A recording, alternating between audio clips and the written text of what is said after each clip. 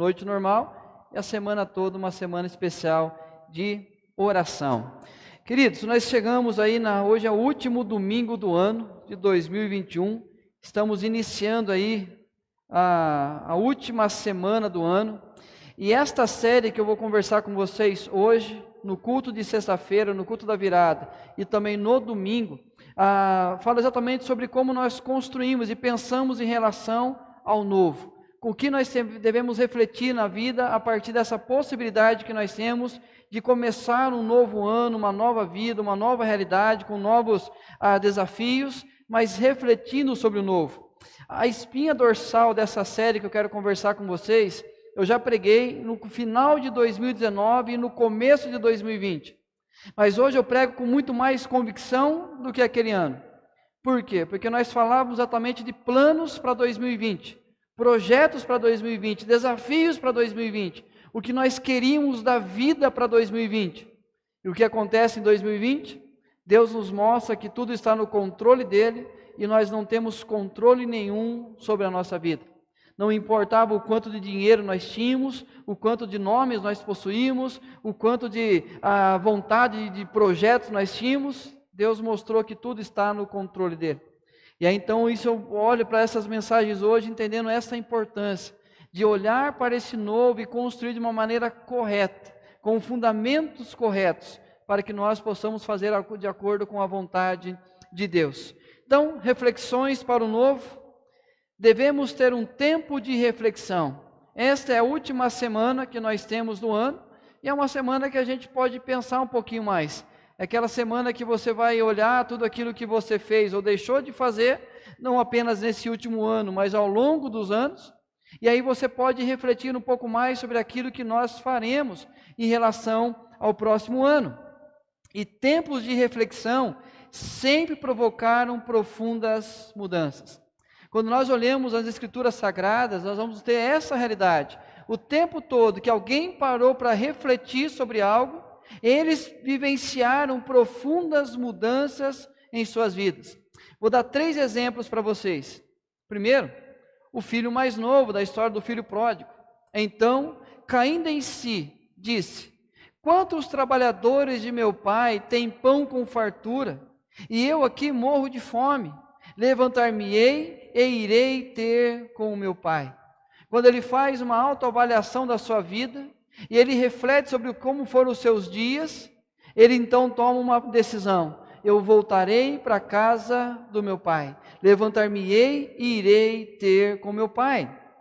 Ou os questionamentos de Asaf no Salmo 73, ele começa a olhar as outras pessoas que não tinham temor a Deus, e percebe que as pessoas estavam prosperando na vida. As pessoas tinham festas o tempo todo, vestiam as melhores roupas, e ali ostentavam, faziam mal e não eram condenadas por isso.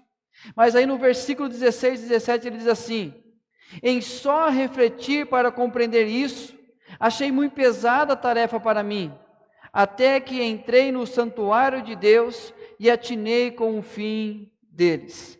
E aí começa a descrever a consciência que ele toma do que realmente vale a pena na sua existência. E aí mostra a transformação de Asaf, e ele fala que os pés quase tropeçaram, mas quando ele parou para refletir, ele voltou para o caminho do Senhor. O apóstolo Paulo: não que eu tenha já recebido, ou tenha já obtido a perfeição, mas prossigo para conquistar aquilo para o que também fui conquistado por Cristo Jesus. No capítulo 3 aos Filipenses, o apóstolo Paulo faz uma autoavaliação da sua própria vida, olhando para aquela igreja que se achava autossuficiente, e ele começa a descrever quem ele era. Então ele, se fosse algum judeu, diria assim: eu quero ser como o apóstolo Paulo, porque ele alcançou todos os títulos possíveis. Mas ele percebe, ele para refletir, ele fala: tudo isso para mim é refúgio. Porque o único interesse da minha vida agora é conhecer a Cristo, é ser achado na justiça de Cristo. E aí ele percebe que tudo aquilo que ele construiu não tinha valor algum, e ele começa a buscar agora de acordo com a vontade de Deus para a sua história.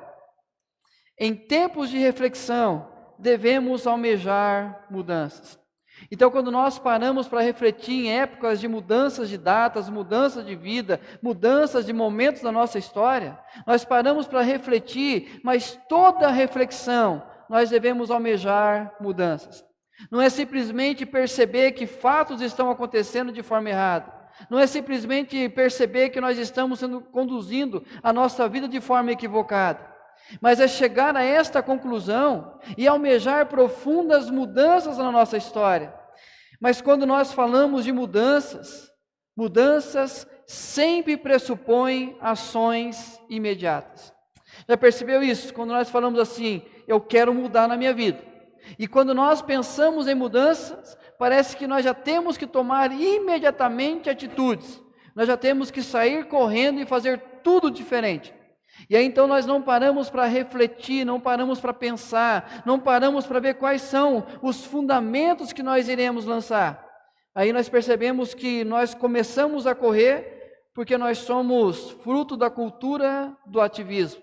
E esse ativismo não tem nada a ver com política ou qualquer outra ideologia, mas exatamente nós temos por costume sempre estar em plena atividade. E essa cultura do ativismo, somente a ação gera reação.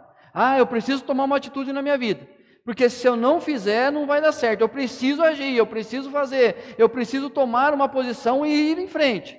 Então nós sempre estamos envolvidos com essa cultura, acreditando que a ação vai gerar reação e foca no que aparece, que a coisa acontece. Então nós pensamos apenas naquilo que é o externo, naquilo que as pessoas vão perceber, e aí eu foco apenas naquilo que aparece, porque eu estou fazendo, e aí eu acredito que isso vai acontecer. Quantas vezes nós, por exemplo, vamos dar um exemplo, a administração pública. Vamos enfeitar as ruas, as praças, não vamos cuidar daquilo que não aparece. Aquilo que todo mundo vê, nós tiramos foto e mostramos às pessoas. De certa forma, numa escala um pouco menor, é o que nós fazemos na nossa vida. E aí você olha para as pessoas que criticam, dizendo assim, você é sempre a mesma coisa. Aí você vai falar assim, você não está percebendo que o que eu estou fazendo? Você não está vendo as mudanças que eu estou tendo? Por quê? Porque nós preocupamos apenas em aparentar mudanças, mas não permitimos que elas aconteçam de dentro para fora. Qual que é o problema dessa cultura do ativismo? A base do ativismo é o pragmatismo. Faz assim que dá certo. Se eu fizer isso, vai acontecer isso. Então nós acreditamos profundamente nisso. A partir de hoje eu vou fazer assim, e as coisas irão acontecer assim, assim e assim. E nós nos tornamos apenas pragmáticos. E nós não damos conta daquilo que pode acontecer. Como nós falamos, no final de 2019, nós tínhamos projetos para 2020. E tudo mudou. Mas nós acreditamos que o pragmatismo é isso. Eu paro para fazer, sabendo exatamente o que vai acontecer. O sucesso se mede pelo esforço empregado. Quanto mais eu me entregar, quanto mais eu me envolver, quanto mais eu fazer, mais a conquista vem, mais o sucesso é certo. E aí por isso que quando eu penso em mudança, eu penso em atividades. O resultado depende apenas de nós mesmos. Se eu não fizer, ninguém faz por mim. Então deixa eu começar agora para tentar mudar a minha vida, e aí eu vou fazendo de qualquer maneira. Queridos, de certa forma, boa parte disso você está ouvindo falando assim, pastor, mas eu concordo com isso aí. Pastor, se eu não fizer, ninguém faz. Pastor, eu sei que quando eu olho a minha vida, eu traço um objetivo, eu começo a fazer, eu sei que vai dar certo lá na frente. Eu percebo que quanto mais eu me esforço, o sucesso vai ser garantido. Mas, queridos, o grande problema dessa realidade é que o ativismo concentra todas as coisas em nós mesmos, gerando uma falsa sensação de poder ou culpa. O ativismo é isso, é focar na sua própria vida, na sua própria capacidade, no seu próprio esforço, e aí isso então vai trazer para você uma sensação de poder, se as coisas derem certo, ou de culpa, se as coisas não derem certo. E aí nós percebemos o quanto nós carregamos de culpa na nossa vida, porque as coisas não aconteceram exatamente da maneira que nós havíamos programado. Mas eu tinha uma planilha tão certinha, tinha tudo calculado, tudo escrito, tudo planejado, cada etapa do processo, e parece que as coisas se perderam. E aí vem um sentimento de culpa. E aí quando nós conquistamos, vem aquele sentimento de poder que nós podemos fazer todas as coisas. E aí desconsidera-se a intervenção divina, retratando-a apenas como uma ajuda circunstancial que nos motiva a continuar fazendo. Quando o ativismo foca em nós mesmos, nós desconsideramos a ação de Deus. Nós não consideramos a intervenção divina, o favor divino, o cuidado divino sobre a nossa história. E aí nós simplesmente abandonamos esse Deus e começamos apenas circunstancialmente a buscar, a fazer, a procurar, a saber a intervenção dele. Quando as coisas começam a sair do controle, o que eu faço? Eu preciso orar mais. Eu preciso pedir para Deus abençoar. Eu vou ligar para o pastor para orar por mim em relação a isso. Porque eu simplesmente tomei a minha vida, o controle da minha vida e deixei Deus de lado. Deus é apenas um refúgio quando as coisas dão errado. Mas aí então a pergunta é, por onde começar? Já que eu quero mudanças na minha vida, já que eu quero que as coisas aconteçam de forma diferente, a pergunta é, por onde começar? Mas deixa eu mudar um pouquinho essa pergunta. Sobre quais alicerces iremos fazer o que nós precisamos fazer? Então, antes de pensar no começar, porque quando nós falamos de começar algo, nós já temos o projeto pronto. Então nós falamos assim, eu quero construir uma casa, mas a nossa mente, o nosso olhar exatamente já a casa arrumadinha, tudo imobiliado, tudo pronto para morar. Mas nós esquecemos que começa no alicerce, começa nos fundamentos, começa nos primeiros passos, nas primeiras fases, nas primeiras etapas, para que no final o projeto possa estar tudo concluído. Mas quando nós pensamos por onde começar, aquilo que nós iremos fazer, nós temos que começar exatamente pelos alicerces. E a primeira conversa que eu quero ter com vocês sobre esse tema, reflexões para o novo, está lá em Atos capítulo 2, do verso 12 ao verso 14.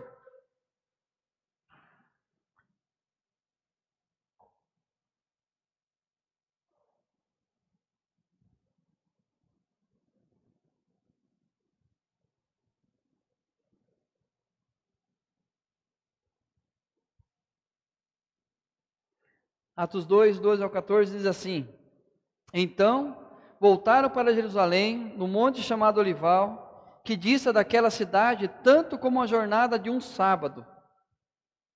Quando ali entraram, subiram para o cenáculo, onde se reuniam Pedro, João, Tiago, André, Filipe, Tomé, Bartolomeu, Mateus, Tiago, filho de Alfeu, Simão o Zelote e Judas, filho de Tiago.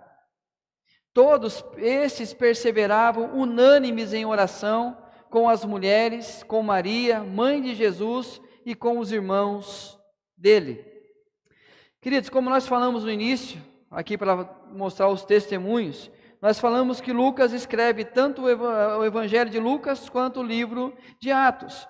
Ele começa o livro do Evangelho dizendo que ele fez uma acurada pesquisa, ele pesquisou, ele procurou, ele foi atrás daquelas pessoas que foram testemunhas oculares dos acontecimentos. Então ele fala que muitas pessoas fizeram uma grande pesquisa ou escreveram acerca do assunto. E ele diz que muitas pessoas fizeram uma narração coordenada dos fatos que se realizaram através de testemunhas oculares. Ele mesmo fez uma acurada investigação para que ele pudesse fazer uma exposição em ordem. Então, resumindo o Evangelho de Lucas, Lucas é um historiador. E ele vai mostrar os fatos da maneira que eles aconteceram. E para que pudesse dar um fundamento maior, ele coloca fatos históricos, fatos reais, fora do contexto de igreja, para que as pessoas pudessem olhar aquilo e dizer, realmente as coisas aconteceram desta maneira. E ele vai citar os imperadores, vai citar quem estava no governo, as autoridades, ele vai citar fatos que estavam acontecendo naquele momento, para que pessoas pudessem ler o seu evangelho e realmente testificar que tudo aquilo aconteceu realmente da forma que ele está descrevendo. E aí ele vai escrever o livro de Atos. E da mesma forma ele diz, escrevi o primeiro livro, ó Teófilo, relatando todas as coisas que Jesus começou a fazer e a ensinar, até o dia que, depois de haver dado mandamentos por intermédio do Espírito Santo aos apóstolos, que escolhera, foi elevado às alturas. Então ele escreve o livro, o Evangelho, mostrando fatos históricos, fatos que aconteceram, ou seja, aquilo que Cristo fez em meio às multidões. E ele começa a escrever o livro de Atos para mostrar o que a igreja estava fazendo. Então, de certa forma, nós vamos concluir que tanto o Evangelho de Lucas quanto o livro de Atos, ele está mostrando exatamente as atividades do Cristo, dos apóstolos e de toda a igreja. Mas é interessante que, apesar de fazer um relato histórico dos acontecimentos, ele registra os bastidores, a vida de oração de Jesus e da igreja. Então, quando Lucas escreve, ele não está apenas preocupado em mostrar a atividade da igreja, mas ele está mostrando os bastidores dela também. Não apenas aquilo que Cristo fazia em público, mas principalmente aquilo que Cristo fazia quando ele se retirava à alta madrugada em um lugar deserto e orava. Ele mostra os apóstolos trabalhando, fazendo acontecer, mas ele vai destacar constantemente a vida de oração da igreja primitiva. 11 vezes ele destaca que Jesus estava orando. O Evangelho de Lucas é o que mais revela Jesus orando. Da cruz à missão destaca a igreja em oração. A preocupação de Lucas a ação é uma consequência da oração. Ele vai mostrar o Cristo trabalhando, o Cristo fazendo, o Cristo em plena atividade. Ele vai mostrar a igreja fazendo, a igreja trabalhando, a igreja em plena atividade. Mas o tempo todo ele vai trazer os bastidores disso, mostrando que a ação nada mais era do que uma consequência da oração. Então Cristo vai escolher os seus apóstolos, mas antes ele passa a madrugada intercedendo. Cristo vai estar iniciando a sua missão em um dia, mas começa dizendo que alta madrugada ele foi para um lugar deserto e orava. E o único pedido que os discípulos fazem para que Jesus os ensinasse a fazer é exatamente registrado no livro de Lucas. Ensina-nos a orar, como João também ensinou os seus discípulos. E mostra que o interesse de Lucas é que a ação é uma consequência da nossa prática de oração. Então, quando nós pensamos em fazer algo, em buscar uma mudança, não é sair correndo para tentar fazer algo na prática, mas é entender que nós precisamos começar no fundamento correto, que é através da nossa prática de oração. Reflexões para o novo, a oração como fundamento da ação. Eu não vou procurar fazer algo diferente. Eu não vou sair correndo na loucura e tentar mudar a situação. Eu começo intercedendo. Eu começo buscando. Eu começo falando com o Pai, para que Ele revele a vontade dEle. E aí sim, eu possa tomar uma decisão. Qual que é o engano do ativismo? Queremos sempre começar a fazer. E aparentemente, a oração atrasa o começo das coisas. Quer uma prova disso? O dia que você perde a hora. E aí você tem que ser a primeira coisa, não, hoje não vai dar para orar porque eu estou cheio de coisa para fazer. E está cheio de coisa para fazer, isso aqui, não adianta, isso aqui não vou conseguir, então vou deixar a oração de lado. Porque eu estou cheio de coisas para o ativismo, eu rejeito simplesmente a oração. Não sei quantos conhecem aqui a dona Marina, que é mãe do Lelo, mora aqui na esquina, aqui do ladinho. Ela falava assim: pastor, eu vou sair de casa, eu oro já sabendo, pedindo para Deus me dar uma vaga para estacionar o carro. E quando eu chego àquela vaga, está simplesmente vazia e eu coloco o meu carro lá. E ela falava assim: eu vou começar a faxinar minha casa, primeiro de tudo eu me aquieto, falo com Deus, e parece que tudo limpa. Ela contava a história, eu imaginava um monte de anjo pegando a vassoura e varrendo de um lado e tirando o pó do outro, exatamente assim. Eu achava que não daria tempo, as coisas terminam rapidamente. Mas quando nós pensamos que o ativismo, exatamente, o trabalho é isso, a oração nos tira o tempo. Quer ver uma coisa? Se você me ligar e falar assim: pastor, o que o senhor está fazendo? Eu estou orando. Já que o senhor está com tempo sobrando mesmo, o senhor pode resolver um negocinho aqui? E é como se oração fosse exatamente fazer nada. Então, quando nós estamos em oração, alguém olha e fala assim: não está fazendo nada. Mas por quê? Porque nós temos a cultura do ativismo. Olha que Hans von Stade diz: quando agimos, colhemos os frutos do nosso trabalho, mas quando oramos, colhemos os frutos do trabalho de Deus. O ativismo me leva a colher os meus frutos, mas quando eu busco em oração, são os frutos de Deus que eu vou colher. a oração como fundamento da ação, 3 pontos para a gente conversar hoje. A oração deve ser o que nos identifica e não o que nos aproxima. A oração deve ser agente e não reagente. E a oração tem que ser menos de nós e mais dele. Vamos conversar cada um ponto desse aqui rapidamente? Primeiro, a oração deve ser o que nos identifica e não o que nos aproxima. Já percebeu que nós falamos sobre a oração, que ela vai gerar comunhão nossa com Cristo? Então, quanto mais eu oro, mais perto de Jesus eu estou. Mas presta atenção no pedido que os discípulos fazem. De uma feita, estava Jesus orando em certo lugar. Quando terminou, um dos seus discípulos lhe pediu: Senhor, ensina-nos a orar, como também João ensinou aos seus discípulos. Thomas Cook, comentando esse texto, ele diz: muitos eruditos supõem que os mestres judeus costumavam dar aos seus seguidores uma forma curta de oração, como um distintivo peculiar de sua relação com eles. O que acontece? Por que eles pedem para Jesus ensinar a orar como ele ora, como João ensinou aos seus discípulos? Porque a maneira de orar identificava quem era o seu rabi, quem era o seu mestre, a quem ele seguia. Então, conforme ele utilizava as palavras do seu mestre, ou a oração era construída de acordo com o ensinamento do seu mestre, ele era diretamente ligado a quem ele seguia.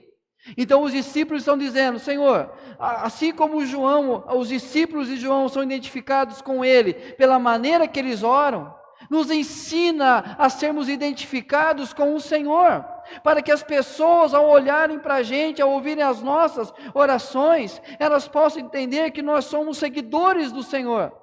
Então, quando nós falamos de oração, a oração não simplesmente me aproxima, mas me identifica com Cristo. Então, quando eu estou orando, significa que eu estou almejando cada vez mais ser parecido com Cristo, ou ser reconhecido como Cristo, ou ser reconhecido como um seguidor do Cristo. E aí, então, não é simplesmente uma prática religiosa, é uma prática que revela aquilo que eu sou na essência. Eu sou um seguidor do meu Senhor, que é o Cristo. Um relacionamento de intimidade e dependência, que reflete na vida a submissão e reverência. Queridos, quando nós oramos, nós estamos nos identificando cada vez mais com Cristo. Nós estamos cada vez mais buscando sermos parecidos com Ele, para que na vida as pessoas percebam que nós não estamos apenas com uma prática religiosa, mas nós estamos sendo seguidores do Cristo. Quando nós falamos assim, o que Jesus orava, nós não sabemos, a maior parte das orações não tem registrado. Mas quando nós olhamos o dia seguinte do Cristo, nós sabemos exatamente o que ele conversou a madrugada toda com o Pai. Quando lá em Mateus ele sai em oração, e aí ele volta e escolhe os 12. Nós sabemos que ele foi buscar no Pai a orientação para escolher os seus discípulos. Quando ele, lá em Marcos 1, ele está orando num lugar deserto, os discípulos vão atrás dele, e fala que a multidão o procura, e quando ele volta a conversar, os discípulos o encontram, e fala: Senhor, eles querem conversar com o Senhor, tem pessoas para serem curadas, pessoas que querem ver o Senhor aqui. A resposta dele é: não, nós iremos para outros lugares, porque para isso que eu vim. A conversa dele é: Senhor, aonde eu vou cumprir essa missão? Aonde o Senhor quer que eu esteja? No meio desta multidão, ou que eu saia pregar o Evangelho em outros lugares? Isso as pessoas precisam identificar na nossa vida. Quando nós buscamos mudanças, não é simplesmente uma mudança de atitude comum, mas exatamente buscar viver na minha vida a identificação que eu pertenço a Cristo. Mas também, a oração deve ser agente e não reagente. Olha o que diz Lucas 11. Por isso vos digo, pedi e dar-se-vos-á, buscai e achareis, batei e abrir-se-vos-á. Pois todo o que pede recebe, o que busca encontra, e a quem bate abrir-se-lhe-á. Nós conhecemos esse aqui de cor e salteado, nós já falamos para pessoas, nós já falamos para nós mesmos, já conversamos com Deus sobre isso, mas como que nós aprendemos a olhar esse texto de forma correta? Primeiro, quando que a oração é reagente? Quando o pedir é o apontamento de uma falha. Nós planejamos, nós somos ativistas, nós fazemos as coisas e as coisas dão errado. Aí o que eu faço? Eu vou pedir para Deus. Porque eu percebi que uma falha eu cometi, algo errado eu fiz, aí sim eu vou parar, pedir para Deus fazer parte do projeto. Mas aí eu estou apenas reagindo a algo que deu errado. Buscar, quando é uma demonstração de uma teimosia. E aí então eu estou tentando fazer, as coisas estão mostrando que eu não devo fazer aquilo, as coisas estão apontando para mim que não deve ser feita, mas a minha teimosia, eu quero que aconteça, aí eu vou buscar a Deus para que Ele faça acontecer. Isso é reagir. Batei, o reconhecimento de um desespero. É quando nós percebemos que nós já não temos mais forças, que nós já não temos mais condições de mudar, aí nós vamos lá e desesperadamente batemos na porta de Deus e pedimos para que Ele faça alguma coisa, que Ele conserte aquilo que nós fizemos de errado. Queridos, 90% das nossas, sendo crente, com fé, 90% das nossas orações são orações reagentes. Nós iremos apenas buscar em Deus o conserto das coisas, mas nós não fazemos delas uma oração agente, onde nós começamos a conversar com Ele para depois tomar as posições. E aí vem quando a oração é agente. O pedir é o apontamento de uma necessidade. Senhor, eu tenho necessidade disso na minha história. Eu tenho necessidade que isso seja mudado, que isso aconteça. Então eu estou apresentando diante do Senhor uma necessidade minha. Não é tentando falar para que Ele conserte um erro que eu fiz, mas exatamente pedir aquilo que eu tenho necessidade. Buscar é uma demonstração de uma carência. Não é algo que eu estou simplesmente sendo teimoso, mas é compreendendo, Senhor, eu preciso disso na minha vida. Isso tem feito falta. E outro, batei, é o reconhecimento de uma dificuldade. Já não tenho mais como buscar. E aqui o contexto é onde aquele homem já havia ido dormir, já tinha colocado os seus filhos para dormir, e já não tinha necessidade nenhuma mais.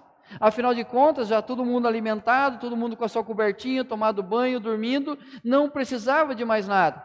E aí então, de repente, um amigo chega na casa dele a altas horas e fala, olha, vou dormir aqui na sua casa, vou passar com vocês. Aí ele percebe que ele tinha necessidades.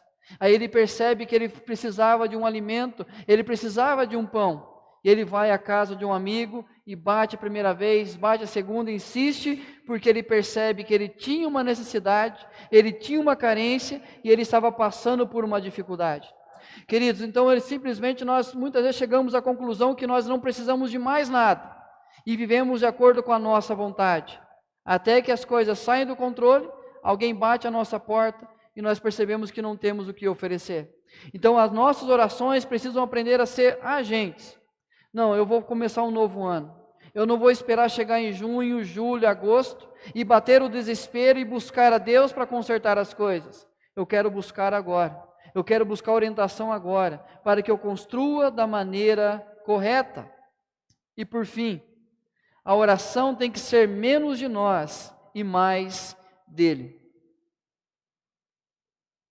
É interessante que a nossa oração muitas vezes é quando você é convidado para ir na casa de alguém recém-casado, talvez há algum tempo já casado, e ele vem mostrar para você o álbum de fotografia do casamento.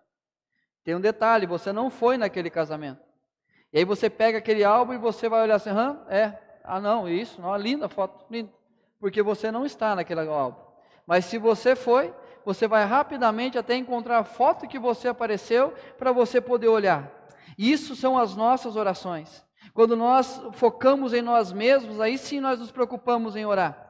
E a maior parte das nossas orações é focada naquilo que nós estamos fazendo, ou aquilo que nós queremos fazer, ou aquilo que nós achamos que nós somos bons o suficientes, e nós apresentamos ante Deus como justificativa, Senhor, eu tenho feito isso, eu tenho feito aquilo, eu sou bom no que eu faço, eu tenho me envolvido com a igreja, eu tenho trabalhado, tenho cumprido a missão, eu tenho orado, tenho lido a Bíblia, então Senhor, por favor, me dá isso. Alguma coisa lembra você isso? Propôs também esta parábola, e alguns que confiavam em si mesmos, por se considerarem justos, e desprezavam os outros. Olha como começa a intenção de Jesus nessa parábola. Ele escreve para alguns que confiavam demais em si mesmos. Eles já eram bons demais. E por serem bons demais, desprezavam os outros. O primeiro, o fariseu, posto em pé, orava de si para si mesmo, desta forma: ó Deus, graças te dou, porque não sou como os demais homens, roubadores, injustos e adúlteros, nem ainda como este publicano. Jejuo 2 vezes por semana e dou o dízimo de tudo quanto ganho. Muito de si mesmo, muito de si mesmo. E muitas vezes nas nossas orações nós não percebemos, porque nós não somos tão sinceros ao olhar para ela. E por isso eu sempre, quando alguém pergunta: pastor, geralmente eu oro em silêncio para o inimigo não escutar a minha oração. Queridos, quando eu oro em voz alta, não é apenas Deus ouvindo a minha oração, não importa se o inimigo está ouvindo, mas eu estou me ouvindo. E aí nós percebemos, quando nós começamos a nos ouvir, quantas coisas nós pedimos para Deus, e no meio da oração nós paramos: não, Deus, perdoa, esquece isso, esquece, vamos começar de novo a conversa, porque nós nos ouvimos e percebemos o quanto nós estamos errados naquilo que nós estamos querendo. E aí nós percebemos o quanto nós falamos de nós mesmos, o quanto nós queremos que as pessoas mudem para melhorar a nossa vida, o quanto que eu quero que as coisas mudem para que eu viva melhor, o quanto que eu quero que a igreja seja para que eu viva melhor. Queridos, o que esse homem está fazendo é simplesmente focar em si mesmo. A oração quer mais de nós, firmada em meritocracia. Eu faço isso, então eu sou merecedor disso. Motivada por individualidade. Nós queremos mais porque nós somos muito mais merecedores do que o outro. Sabe aquela história que um homem chega para orar na igreja e ele se ajoelha e outra pessoa se ajoelha do lado dele e ele está preocupado, precisa pagar uma dívida de 100 mil reais e preocupado que não tem condições de pagar, e sentam, ajoelham do lado dele e começam a orar junto com ele, e a outra pessoa começa a orar assim: Deus, eu tenho essa dívida de 10 reais para pagar, isso está me tirando a paz, eu preciso pagar esses 10 reais, e aquele que deve 100 mil reais fala: opa, peraí, estava atrapalhando, Deus vai dividir o tempo com ele, levanta, chama e fala: toma os 10 reais e cuida da vida, e deixa Deus preocupar apenas comigo, deixa Deus cuidar de mim, a sua dívida está paga. Aparentemente ele ajudou o seu próximo, mas a preocupação dele era apenas: Deus, foca em mim mesmo. Afinal de contas, os meus problemas são maiores do que o dele. E eu sou muito mais merecedor. Afinal de contas, eu não sou como este publicano. E aí eu sou merecedor daquilo que o Senhor tem para oferecer. O publicano, estando em pé, longe, não ousava nem ainda levantar os olhos ao céu, mas batia no peito dizendo: ó Deus, sê propício a mim, pecador. E aí então é simplesmente olhar para si e perceber que nada tem a oferecer. A olhar para si e perceber que nada tem a entregar diante de Deus. E saber que ele não é merecedor, por plena consciência de quem ele é. Aí sim, a oração que é mais de Deus. A meritocracia é de Cristo e não nós. Queridos, quando nós oramos em o nome de Jesus, é entendendo que nós estamos apresentando algo na presença de Deus, não por nossos méritos, não por nossas ações ou por nossas atitudes, pela bondade que nós praticamos, mas é entender que nós não temos nada a oferecer, nós não temos condições de mudar, e por consequência disso é em nome dele que eu estou pedindo, é em nome de Cristo que eu estou conversando com Deus. A dependência total por não ter o que oferecer. Senhor, eu tenho feito isso, tenho dado dízimo, eu tenho guardado os dias, eu tenho me apresentado, eu tenho feito o jejum, eu tenho tanta coisa para oferecer para Deus, então Deus, olha, na base da troca, me dá alguma coisa. Mas esse homem percebe que não tinha nada para oferecer para Deus, e aí sim, ele percebe o quanto ele depende de Deus. Queridos, nós precisamos aprender na nossa oração, focar menos nos nossos méritos, e aprender a olhar os méritos do Cristo. Porque quando nós focamos nos nossos méritos, nós vamos perceber que nós não conseguiremos mudar. Porque nós já tentamos mudar, nós já tentamos fazer diferente, nós já tentamos começar diferente, mas nós não conseguimos. Mas quando eu entendo que é a partir de Cristo, aí sim, Senhor, eu não tenho condições, nem sequer levantar os meus olhos, mas ser propício a mim. Qual que é a diferença no resultado? Digo-vos que este desceu justificado para a sua casa, e não aquele. Porque o que se exalta será humilhado, mas o que se humilha será exaltado. Quando pensamos em o que queremos fazer, seremos sempre lembrados de onde devemos começar. Quando nós sabemos o que nós queremos fazer, nós seremos lembrados de onde começar. E aonde começar?